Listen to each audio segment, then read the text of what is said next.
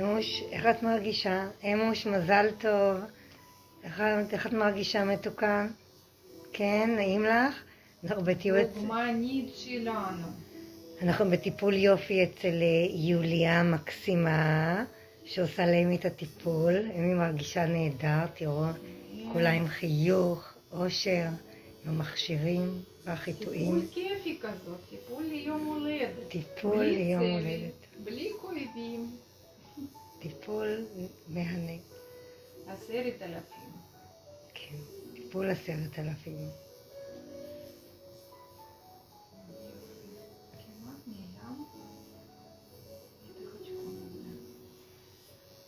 בסדר, לא כואב. לא כואב בכלל. לא עושה יותר חזק. פשוט מוזרתי טיפה. בסדר, אבל לא נורא. מוזר בגלל שלא היית מכירה מה זה בכלל. איך התחושה, אמי? תחושה כזאת של...